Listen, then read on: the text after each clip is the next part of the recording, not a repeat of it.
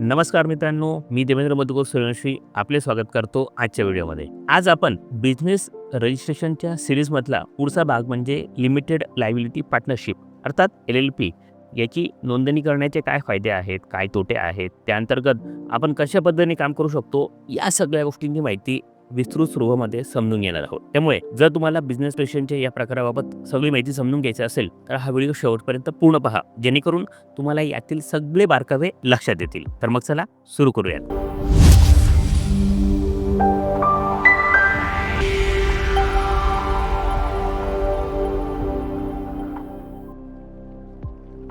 सगळ्यात आधी LLP म्हणजे काय आपण ते समजून घेऊयात. LLP म्हणजे लिमिटेड लायबिलिटी पार्टनरशिप. ही पार्टनरशिप फर्म सारखीच पार्टनरशिप फर्म असते, परंतु पार्टनरशिप फर्म मधला जो काही सगळ्यात मोठा तोटा आहे की त्या अंतर्गत बिझनेस लायबिलिटी ही अनलिमिटेड आहे.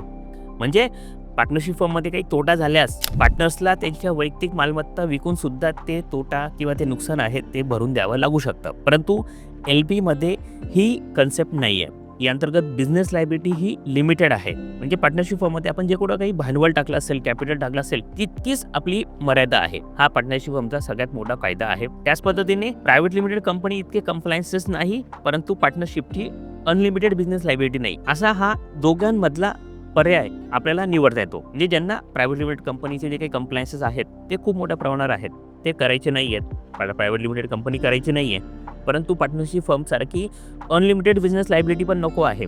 अशा वेळी त्यांच्यासाठी LLP म्हणजे लिमिटेड लायबिलिटी पार्टनरशिप ही फर्म खूप चांगली आहे. LLP अंतर्गत ती एक सेपरेट एंटिटी तयार होते दोघी पार्टनर्सपेक्षा. त्याअंतर्गत तिचं स्वतंत्र पॅन कार्ड तयार होतं, तिचं वेगळं रजिस्ट्रेशन सर्टिफिकेट तयार होतं. ती मिनिस्ट्री ऑफ कॉर्पोरेट अफेअर्सकडे म्हणजे MCAच्या पोर्टलवर तिची नोंदणी होते. त्याअंतर्गत आपल्याला वेगळं रजिस्ट्रेशन सर्टिफिकेट मिळतं, वेगळं पॅन कार्ड मिळतं, आपली LLP डेट तयार होते. त्याच पद्धतीने टॅन, GST हे सगळे रजिस्ट्रेशन आपण त्यापेक्षा वेगळे घेऊ शकतात. LLP ही प्रॉपर्टी खरेदी करू शकते, विक्री करू शकते, व्यवसाय करू शकते. त्याच पद्धतीने LLP वर केस सुद्धा होऊ शकते. म्हणजे सगळ्या गोष्टी LLP अंतर्गत होऊ शकतात. LLP ही कोणासाठी चांगली आहे? समजा काही एखाद्या व्यक्तीला इतर कोणाला पार्टनरला सोबत घेऊन त्याचा व्यवसाय सुरू करायचा आहे, परंतु त्या व्यवसायामध्ये रिस्क आहे. अशा वेळी त्याच्या पर्सनल प्रॉपर्टीजला त्याला धोका नको आहे. अशा वेळी LLP नोंदणी करणं हे त्यांच्यासाठी चांगलं आहे. एक उदाहरण घेऊयात. माझ्याकडे डॉक्टर क्लायंट आले होते. त्यांना काही जणांना सोबत घेऊन महाराष्ट्रात वेगवेगळ्या ठिकाणी डायलिसिस सेंटर सुरू करायचे होते आणि तिथे काही स्थानिक भागीदारांसोबत त्यांना तो बिझनेस सुरू करायचा असल्याने ते दोघे जण गुंतवणूक करणार होते. अर्थातच यांची गुंतवणूक जास्त होती आणि ऑपरेशन्स ते समोरचे पार्टनर सांभाळणार होते. परंतु या अंतर्गत काही अडचणी आल्यात, काही तोटे झालेत किंवा काही नुकसान झालं तर याची जबाबदारी त्यांना जास्त प्रमाणात नको होती. त्यांनी केलेली गुंतवणूक इतकीच त्यांना जबाबदारी हवी होती. अशा वेळी आम्ही त्यांना LLP नोंदणी करण्याचा पर्याय सुचवला, जेणेकरून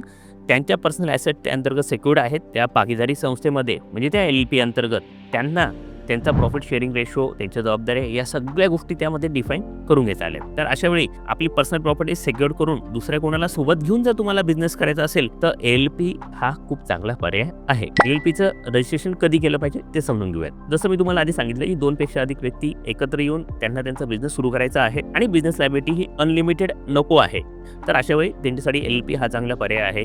जर तुम्हाला बँकेकडून कर्ज घ्यायचं आहे, टेंडर्समध्ये सहभागी व्हायचं आहे किंवा मोठ्या प्रमाणावर काही कॉन्ट्रॅक्ट्स करायचे आहेत, अशा वेळी LLP ही फर्म चांगली आहे. बाजारामध्ये त्याची क्रेडिबिलिटी पार्टनरशिप फर्मपेक्षा चांगली असते, त्यामुळे LLP त्या ठिकाणी प्रेफरेबल आहे. ज्यांना पार्टनरशिप फर्मची अनलिमिटेड बिझनेस लायबिलिटी नको आहे आणि प्रायव्हेट लिमिटेड कंपनीचे इतके जास्त किचकट कम्प्लायन्सेस नको आहेत, अशा वेळी त्यांच्यासाठी LLP ही फर्म चांगली आहे. त्याच पद्धतीने CA असतील, आर्किटेक्ट असतील किंवा इतर जे काही प्रोफेशनल्स आहेत त्यांना एकत्र येऊन त्यांची फर्म सुरू करायची असेल तर त्यांच्यासाठी सुद्धा LLP हा पर्याय खूप चांगला आहे. तसेच स्मॉल ते मीडियम स्केलपर्यंतच्या बिझनेससाठी LLP हा प्रकार आपण एक रेकमेंडेशन करू शकतो की त्यासाठी ही LLP सुटेबल होईल. LLPची बिझनेस लायबिलिटी जसं मी तुम्हाला आधी सांगितलं की यामध्ये बिझनेस लायबिलिटी ही लिमिटेड आहे आणि तिची खासियतच ती आहे की जी पार्टनरशिप फर्म आहे परंतु तिची बिझनेस लायबिलिटी ही लिमिटेड आहे. एका उदाहरणाद्वारे समजून घेऊयात. समजा आपण एक पार्टनरशिप फर्म सुरू केली, त्याअंतर्गत मी 1 लाख रुपये टाकले आणि तुम्ही 1 लाख रुपये जमा केले.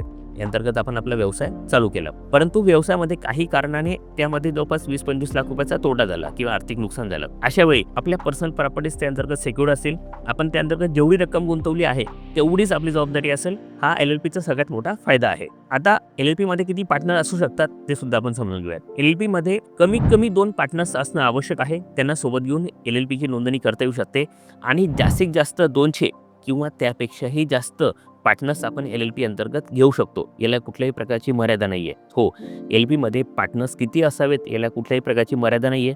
अनलिमिटेड पार्टनर्स आपण या अंतर्गत घेऊ शकतो. LLP मध्ये पार्टनर्सचे 2 प्रकार आहेत. पहिला प्रकार म्हणजे डेझिग्नेटेड पार्टनर, की जे सगळे कंप्लायन्सेस करणं, डिसिजन मेकिंग करणं किंवा सगळ्या ॲक्टिव्हिटीजमध्ये इन्व्हॉल्व राहणं, यासाठी हे डेझिग्नेटेड पार्टनर असतात. त्यांचा DIN नंबर असणं या अंतर्गत आवश्यक आहे. DIN नंबर काढल्यानंतरच त्यांना डेझिग्नेटेड पार्टनर होता येतं आणि सगळे कंप्लायन्सेस वगैरे करण्यासाठी ते जबाबदार असतात. आणि दुसरे पार्टनर म्हणजे ऑर्डिनरी पार्टनर, जे आपली गुंतवणूक करतात आणि सगळ्या निर्णय प्रक्रियेमध्ये तो सुद्धा सहभागी असतात, परंतु त्यांच्यावर कंप्लायन्सेस किंवा इतर गोष्टींचं बर्डन नसतं. LLP नोंदणीचे कुठले कुठले फायदे आहेत ते आपण समजून घेऊया. यामध्ये सगळ्यात मोठा फायदा आहे की बिझनेस लायबिलिटी ही लिमिटेड आहे. दुसरं, याची नोंदणीची प्रक्रिया ही प्रायव्हेट लिमिटेड कंपनी इतकी किचकट नाहीये, ती सहज पद्धतीने नोंदणी करता येते. त्याशिवाय याचे कंप्लायन्सेस हे तुलनेने कमी आहेत, म्हणजे प्रायव्हेट लिमिटेड कंपनीपेक्षा कमी आहेत, पार्टनरशिप फर्मपेक्षा थोडे जास्त आहेत, परंतु ते मर्यादित आहेत, जास्त खर्चिक नाहीये. प्रायव्हेट लिमिटेड कंपनी इतके दंड पेनल्टीज त्यासाठी लागू होत नाही. त्यामध्ये लिगल एंटिटी ही सेपरेट असते व आपली ओनरशिप आपण आपल्या दुसऱ्या एखाद्या व्यक्तीला ट्रान्सफर करायची असेल तर ती सुद्धा आपण सहज पद्धतीने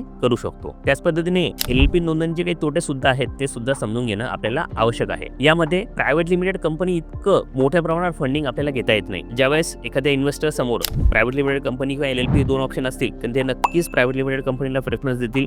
LLP ची प्रायव्हेट लिमिटेड कंपनीच्या तुलनेत क्रेडिबिलिटी थोडी कमी आहे. त्याच पद्धतीने LLPला कंपनी कायद्याअंतर्गत काही कंप्लायन्सेस करणं सुद्धा हे मॅन्डेटरी आहे, ते करावे लागतात, नाही तर त्या अंतर्गत दंड पेनल्टीज या गोष्टी सुद्धा लागू शकतात. तसेच पार्टनरशिप फर्म सारखं LLP मध्ये सुद्धा पार्टनर्सला सॅलरी हा विषय घेता येत नाही. त्या अंतर्गत कुठल्याही प्रकारचं डिडक्शन मिळत नाही, त्यावर टॅक्सेशन भरावा लागतो. या अंतर्गत फ्लॅट 30% टॅक्सेशन लागू होतं. हो, LLPला फ्लॅट 30% टॅक्स लागू होतो. म्हणजे समजा आपण 1 कोटीचा टर्नओव्हर केला, त्या अंतर्गत आपण 5 लाख रुपये नफा कमवला, या 5 लाख रुपये नफ्यावर आपल्याला 30% इन्कम टॅक्स भरावा लागेल, हे मॅन्डेटरी आहे. त्या अंतर्गत LLPला काही कंप्लायन्सेस करणं हे मॅन्डेटरी आहे. त्यामध्ये फॉर्म नंबर 11, फॉर्म नंबर 8 हे ते भरावे लागतात. त्याच पद्धतीने यांना काही पर्टिक्युलर टर्नओव्हरची लिमिट क्रॉस झाल्यानंतर ऑडिट करणं हे बंधनकारक आहे, ते आपल्याला करावं लागतं. त्याच पद्धतीने दरवर्षी इन्कम टॅक्स रिटर्न भरणं हे आवश्यक आहे. तसेच आपण जर GSTची नोंदणी घेतली असेल त्याचे रिटर्न्स भरणं, प्रोफेशन टॅक्सचे रिटर्न्स भरणं, या सगळ्या गोष्टी या अंतर्गत मॅन्डेटरी आहेत, आवश्यक आहे. मित्रांनो, जर तुम्हाला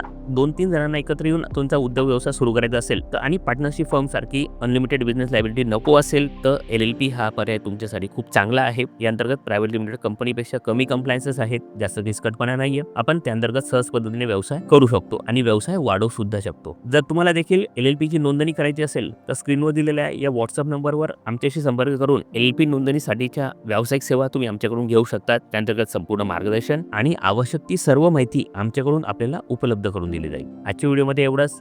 यातली माहिती तुम्हाला कशी वाटली? जर ती आवडली असेल त्या व्हिडिओला लाईक करा. काही प्रश्न असतील कमेंट बॉक्समध्ये आम्हाला ते प्रश्न विचारा. जास्तीत जास्त लोकांपर्यंत हा व्हिडिओ शेअर करा, जेणेकरून त्यांना सुद्धा LLP नोंदणीचे फायदे, तोटे आणि LLP काय आहे या सगळ्या गोष्टींची माहिती होईल. आणि अशाच पद्धतीने उद्योग व्यवसाय संदर्भात व्हिडिओज पाहण्यासाठी आमचे चॅनल सबस्क्राईब पण करा. बेल आयकॉन पण दाबा, जेणेकरून आम्ही कुठलाही व्हिडिओ अपलोड केल्यास त्याचं नोटिफिकेशन तुम्हाला लगेच मिळेल. आपण हा व्हिडिओ पूर्ण पाहिलात यासाठी धन्यवाद.